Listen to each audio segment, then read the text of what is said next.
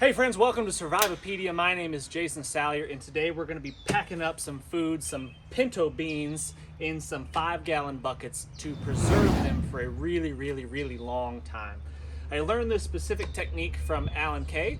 It's very simple, but it's very effective. I've eaten some rice and beans that were, I think, 11 or 12 years old preserved in this fashion, so I know that it works. There's a lot of ways to skin a cat, I understand that.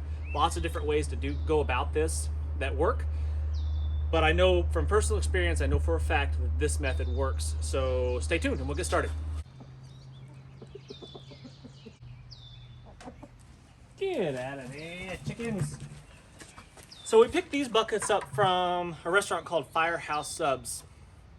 Great sub sandwiches, obviously, but you can also get their food grade buckets for just a couple bucks. I forget exactly what we paid for them, maybe $2 or $4, something like that, for each bucket, with lids with the rubber gasket seals on them, which is nice.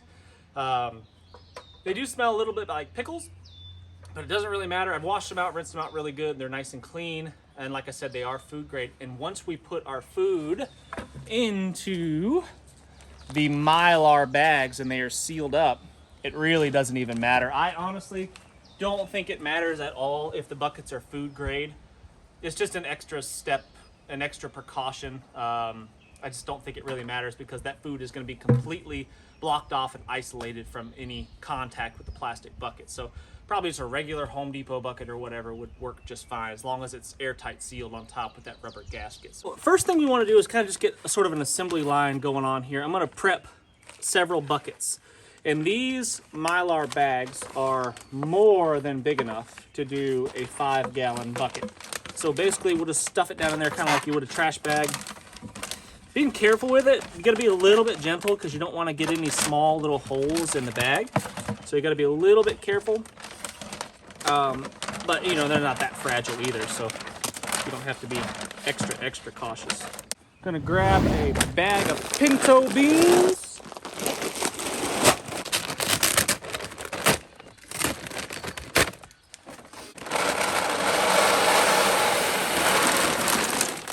And if you spill any, maybe the chickens leave it. Whoops. Go a little slower, maybe.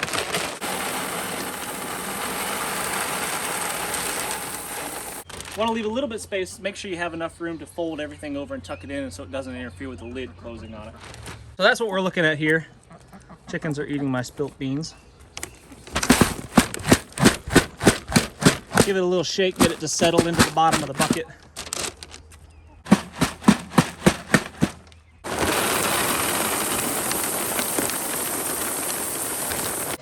So I've got it filled up just about all the way.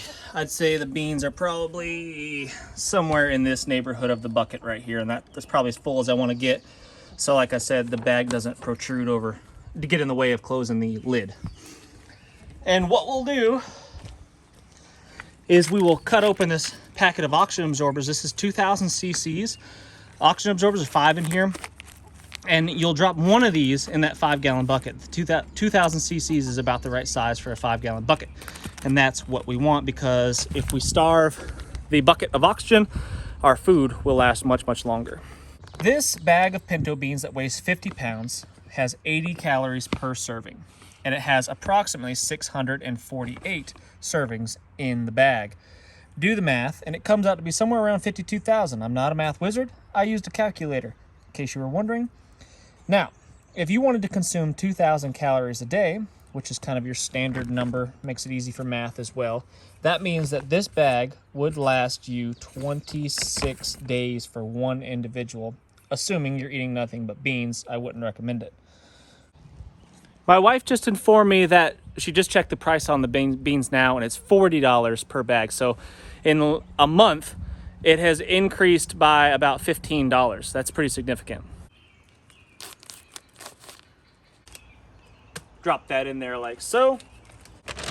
And then what I will proceed to do is seal up this bag. And I'm gonna try to do it as neatly as I can. And again, I'm trying not to put any like really hard kind of creases in it where it's gonna possibly get a small puncture hole. But I wanna push most of the air out. The oxygen absorber can only do so much. So I'm gonna try to push most of the air out and get this thing kind of semi-flat. Actually, probably a better idea is to seal it up most of the way and then push the air out. That probably is smarter. Now that I've got most of the air out, or most of it sealed up, I'll fold it down like a soap. And then I'll seal it up the rest of the way. And the oxygen absorber will take care of the rest. And what'll happen is in about 24 hours, give or take, this bag will look like it's been vacuum sealed. That oxygen absorber will do its job and it'll suck all that air out and it'll absorb all that air and it will make it look like it's been vacuum sealed.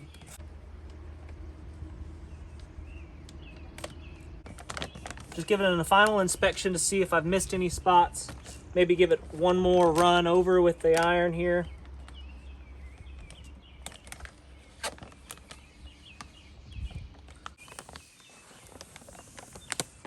Then we'll just tuck it gently down inside of our bucket. Try not to get any really hard creases in there. It's gonna happen, but you just want to be as cautious as you can. Like so.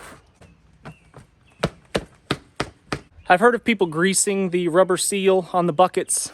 I don't know if that really matters that much, but I guess it's one more layer of protection that you could do.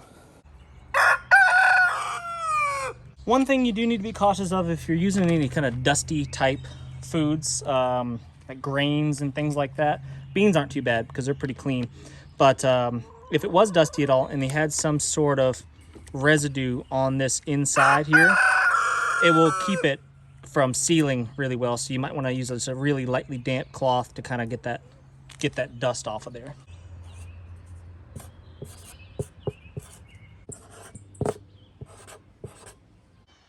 This is 5 5-gallon buckets filled full of pinto beans, which is equivalent to 3 50-pound bags. So 150 pounds of pinto beans.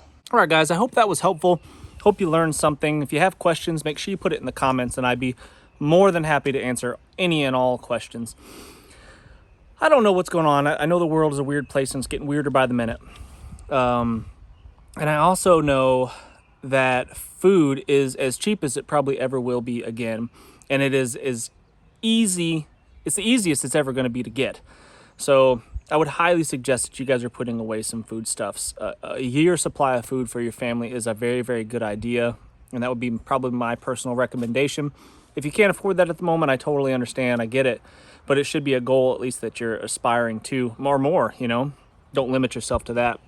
It's just like having insurance on your home, just like having insurance on your car. You know, it doesn't even have to be the zombie biker hordes that have to attack. It could just be loss of a job, an injury, an illness, whatever. And you may have to dip into those food stores. So I just want you guys to be prepared. Make sure you hit that thumbs up. Leave me a comment. Tell me what you think. And we'll see you on the next one.